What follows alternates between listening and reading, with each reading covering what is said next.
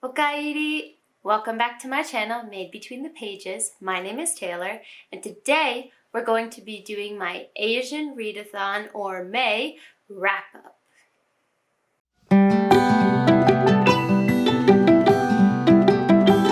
Okay, first, let's address the elephant in the room.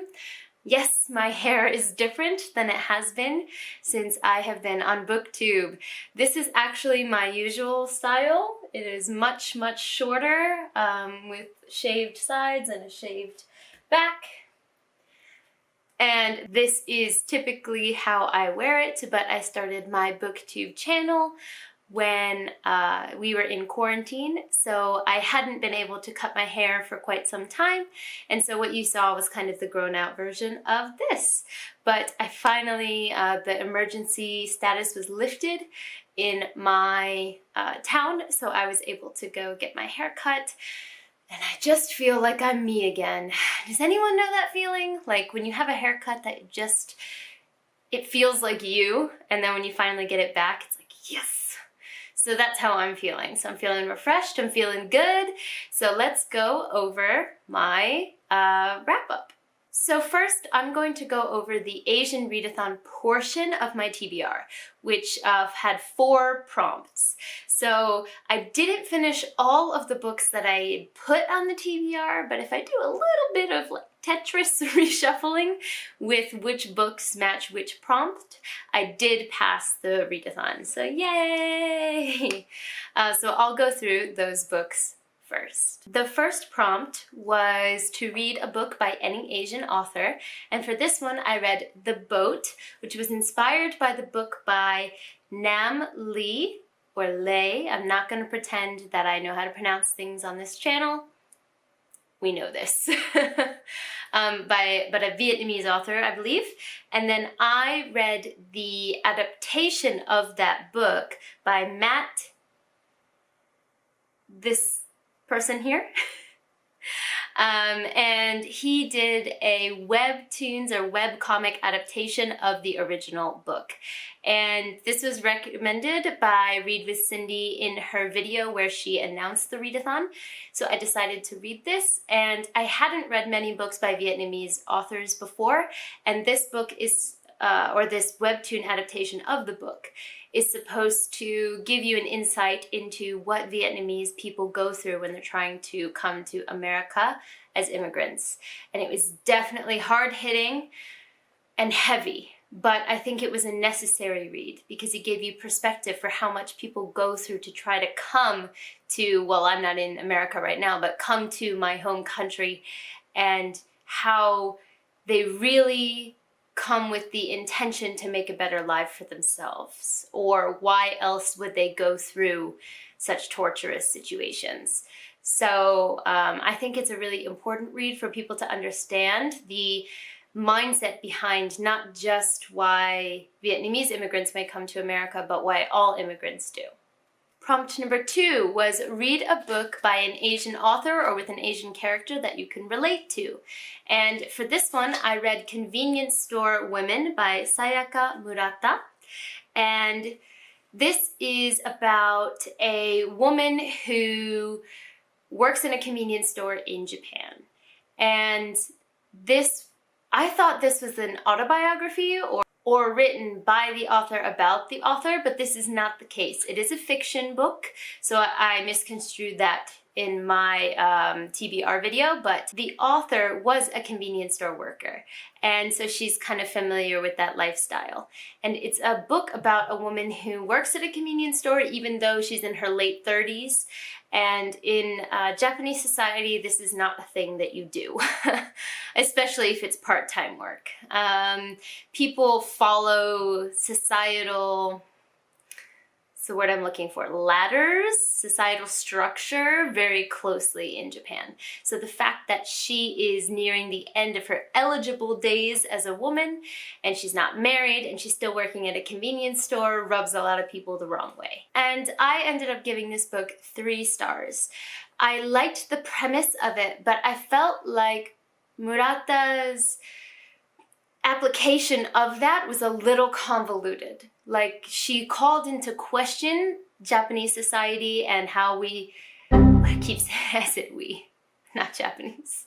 She called into question Japanese society and how it pushes people into boxes pretty unapologetically, especially women, but then she never drove home the point, and at the end of the novel, I wasn't sure if she was critiquing the structures or praising the structures for what they were. So while the book itself had a really good premise and called up good questions, I wasn't really sure what the author was trying to do with those questions, and it wasn't necessarily in a good way.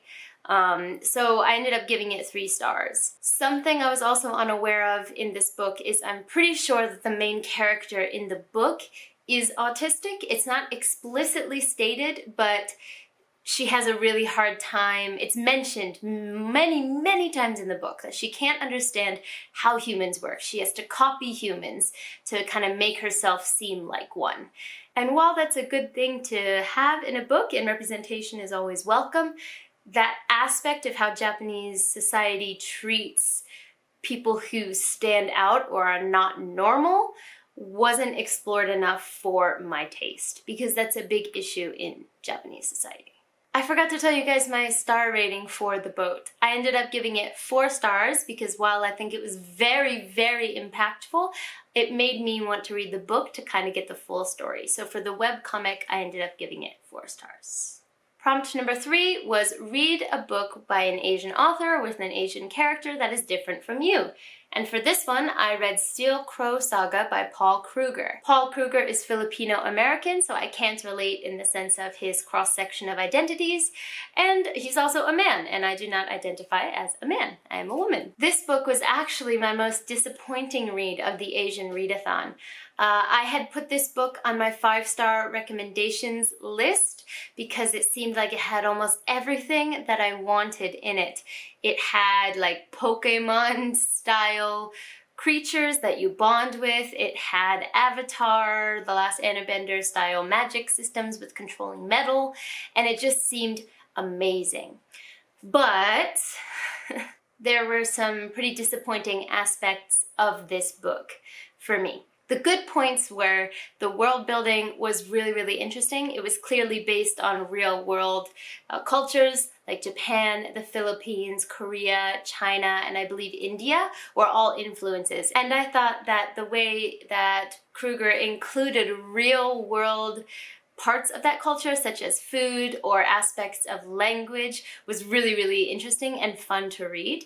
And I did like the progression of individual characters throughout the story. I really did enjoy that as well. So the characters that you see at the beginning aren't necessarily the characters that you get at the end. And I thought that that growth, while sometimes the pacing was off, the end result was very good. However, the magic system in this and the battle scenes in this were such a letdown for me. Maybe because I love hard magic systems and I love knowing exactly what I'm dealing with and what the rules are. I don't know, but I felt like we only skimmed the surface of almost everything. So shade pacting, the more Pokemon style aspect of this, was the most explored, but it still seemed like it wasn't integrated into the world. It was like the magic system was laid on top of the world. You didn't see shade pacting used for pretty much any daily activities. You didn't see people with their companions out for anything besides a battle, which, you know, I thought was just kind of unrealistic. If you're going to have that be such an integral part of certain people's culture and certain people's worlds, it should be more prevalent and more used. Also, the battle scenes were basically almost all in flashback form. There were 1 or 2 battles that happened in person, but it didn't engage me at all. The way that it was written didn't really have much of stakes to it. It was either a flashback where I knew what the result would be, or I just felt like I was kind of passively watching it. I didn't feel like I was actually in the action.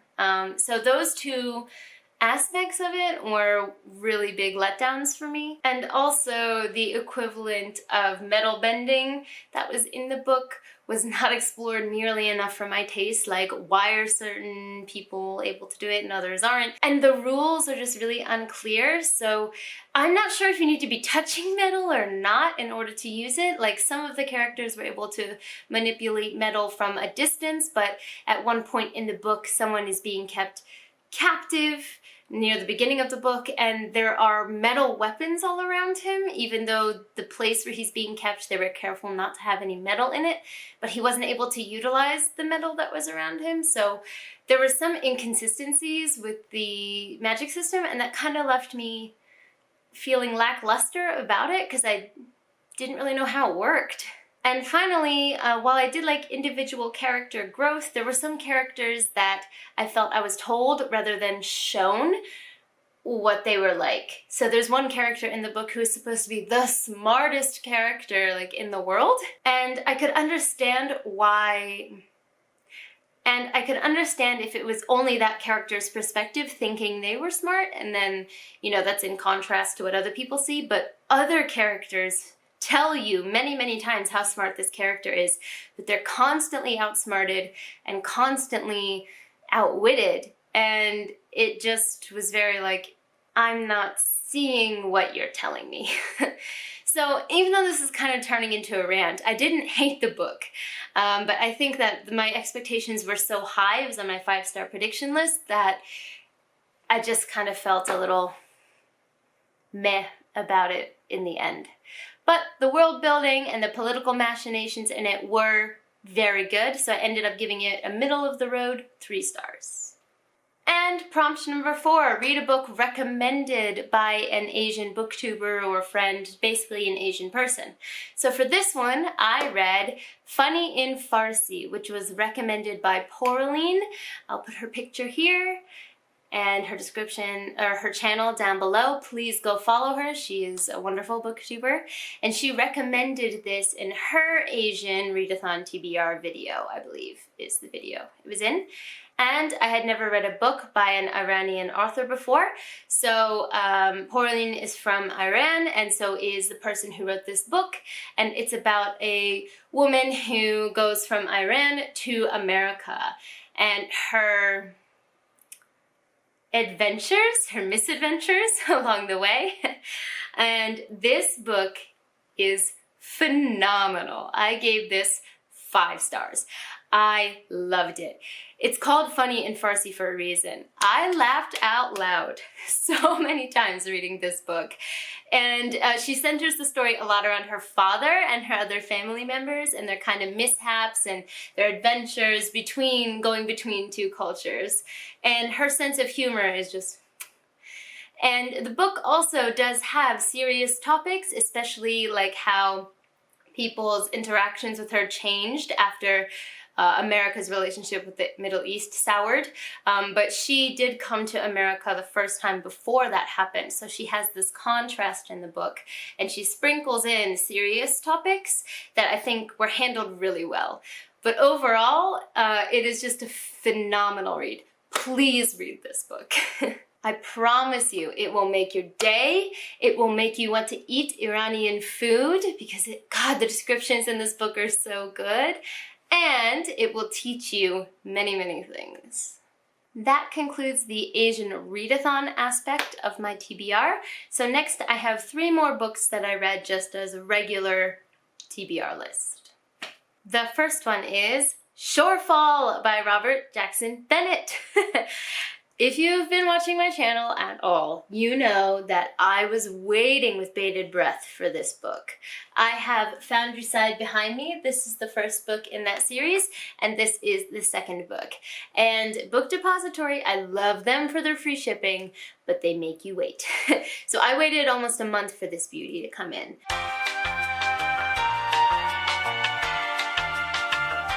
I finally got it! If you've been watching my channel at all, you know that I love Foundry Side, and I've been waiting and waiting and waiting to get my hands on Shortfall, which is the second book. And when I say waiting, I mean about a month. So book depository shipping takes forever, but I think it finally just arrived. So let's see. Oh no, I hate when that happens. Has that happened to anyone else? How am I supposed to open it now with the tab gone? There we go. Let's see. I think it is found. Yes, it is. Shortfall. Ah, yay! It's finally here. It's beautiful. Look at that. Oh my gosh. I'm in the middle of 2 books, but I'm gonna have to drop those 2 books to read this. And cover underneath, but guys, I cannot wait. How does it smell? How does it smell? Like a new book. You like it? I love this smell. Any other book lover knows what I'm talking about. New books and old books have a different smell, but this one's got that good, that new book smell. Oh. So I'll let you guys know what I think of this. Maybe I'll do a reading vlog. I'm not gonna promise that, but possibly. But yay! おめでとう。 Thank you. 何日待った？何日待った？1ヶ月ぐらい。About 1 month. So. よかったね。Bye! Bye! じゃあね。じゃあね。And this cover is just to die for. So this was on my 5-star predictions as well. Foundry Side was 5 stars for me, so I fully expected this book to be 5 stars. I can't stop looking in the viewfinder because I can't stop looking at it. Sorry guys. But I expected this book to be 5 stars. Unfortunately, this one was only 4 stars for me. It was still an amazing book, and I loved the plot and the moral arguments that Robert Jackson Bennett explores in this story. If you don't know, this series is set in a world where there's a magic system called scribing, which is very similar to coding. So you can scribe an object with a specific language to make that object defy the rules of gravity or reality, any reality that you want. So I've given this example before on my channel, but you can heat something by scribing it to think that it's hot rather than using fire. You can scribe something to continue moving forward without being pulled by something because it thinks it's going down a hill. Things like that. And this book, the antagonist in this book has learned to basically control and defy reality. And so Robert Jackson Bennett explores a lot of moral implications. How far is too far? Do humans fuck everything up? Should we just restart? You know, like, so there's a lot of things that he explores that are heavy topics, and I think he does that really, really well. I also loved the individual characters in this book because they were the same ones from the first one and I had grown to love them. But where this book lost a star for me was in the characters' relationships with each other. So if you know me, you know I'm a character-based reader, and in this book, from Foundry Side to Shortfall, we skipped 3 years. And this was necessary for the plot to move forward in the way that Bennett wanted it to, I think. But it did sacrifice a lot of the character development we got to see. So we just kind of jumped in and said, okay, 3 years later, these guys are friends and these guys are dating, and you just kind of had to roll with it. And my style of reading is not that. I like to see the small moments that make characters have the relationship that they have. So yeah, that's where this lost 4 stars. So I didn't feel as connected to the characters. But I did tab the crap out of it, as you guys know. And I laughed a lot and really enjoyed myself. So would I recommend this? 100%. Would I recommend you start the series with Foundry Side? 1000%. This was just a little bit disappointing. It wasn't exactly everything that I want. The next book I read was Harry Potter and the Chamber of Secrets. No, not that one. Harry Potter and the Philosopher's Stone, or the Sorcerer's Stone. So I actually did not read this physically. Almost always when I do Harry Potter rereads, I read them physically, but for the first time in my life, I did the audiobook. And not the one by Stephen Fry. I can't remember the guy that I listened to. Jim Dale, that's who it was. So I listened to the Jim Dale audiobook of this. I was just having a really, really shitty day. My mental health was not where I wanted it to be. And I was like, I need Harry Potter, but I didn't necessarily have the time to sit down and read it. So I popped it on as an audiobook and I listened to it while I was riding my bike and doing a bunch of stuff I needed to get done. And it was everything that I needed. I love this series so much. I'm a proud Potterhead. I'm part of the Harry Potter generation. And so this book was just so comforting and fun. And I gave it 5 stars, of course. But there's just something so special about the book that started it all.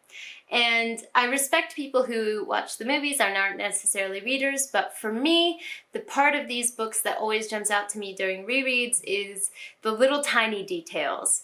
Like when he first walks into Diagon Alley, seeing how much copper cauldrons are, and hearing the hooting of owls and Peeves.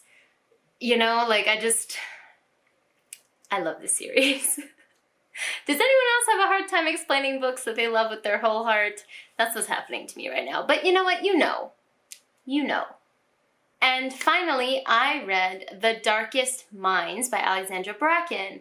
And I read this book for my Retro Reads BookTube challenge. I'm not sure if you're aware, but on my channel, I have something called a Retro Reads BookTube challenge where I pull books from this cup every month.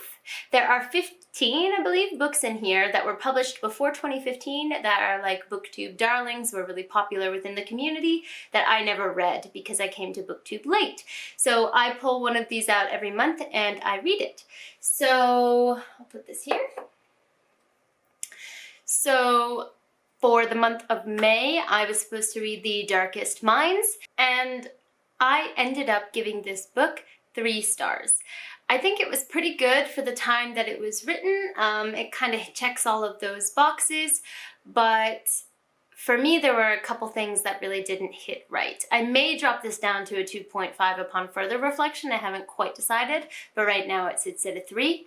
The premise was great, you know, some kind of disease that's killing kids, and then the kids who survive basically get put in concentration camps because they have like residual powers from surviving. This is a really cool concept, but kind of like the Steel Crow Saga, I thought that that magic that was established wasn't sunk into the world at all. It was like laid on top of it. So once our characters got to a place where in theory these kids should be able to use their powers, none of it was used for anything. Like, they were just kind of living normal lives, even though these kids can seriously, like, levitate things and move them with their minds, or they're super smart, so why aren't they doing some kind of technological advanced things? Why haven't they built a better place for themselves when they can telepathically move entire trees, which we've seen in the book? So I guess I just didn't feel like the world really matched the system. And also the main character, again, character-based reader, what was her name? Ruby. I remember it, I'm so proud of myself. Ruby. She started the book as frustratingly timid. You know, I take that back. She didn't start the book as frustratingly timid. She spent 3/4 of the book as frustratingly selfish, whiny, and timid. And I get the desire to represent PTSD from trauma and abuse, which she certainly did, you know, experience, but it was to the point of frustration where she was paralyzed in almost every situation. And then at the end, suddenly, she like has this inner strength to make a very difficult decision and then tell kind of an antagonistic character, if you do this, I will destroy you and everyone you've ever loved. And I was like, whoa, When when has this character ever been like that? When has this character ever shown that kind of aggression or strength or any of that? And that development just wasn't there for me. So again, character-based reader. If I'm not connecting with your characters, it's difficult for me. And as someone who's a magic system junkie, if the magic system doesn't click, you know. But I don't hate this book. Again, like Steel Crow Saga, I don't hate this book. And I might pick up the second one if it stumbles across my path in the future. But yeah, it was just an okay story for me. I didn't mind reading it, but it was aight. Also, for the Retro Reads BookTube Challenge, I am ashamed to say that I still have not finished The Name of the Wind. This was my pick for April, and I did get it out of the library in April, and then I didn't have enough time to finish it, and I had to return it. And then in May, my library was shut down for the state of emergency that my town, Fukuoka, went into, so I wasn't able to get it back out. But now my library is open again. So I will be pulling my new Retro Reads TBR book in my June TBR, and I will be reading The Name of the Wind as well. So look forward to my review on that when I finish it. So this month I read 7 books and 1,719 pages. 1,387 of those pages were physical, and 332 of those pages were audiobook, which is really rare. I usually utilize audiobooks a lot more. So I did a lot of physical reading this month. That concludes my Asian Readathon May wrap-up. Please let me know in the comments down below, of course, if you've read these books, what you think about them, what you think about what I think about them. Overall, it was a pretty good reading month, even though I didn't get to all the books I initially wanted to, but, you know, life happens. But I'm gonna head out for now. じゃあね!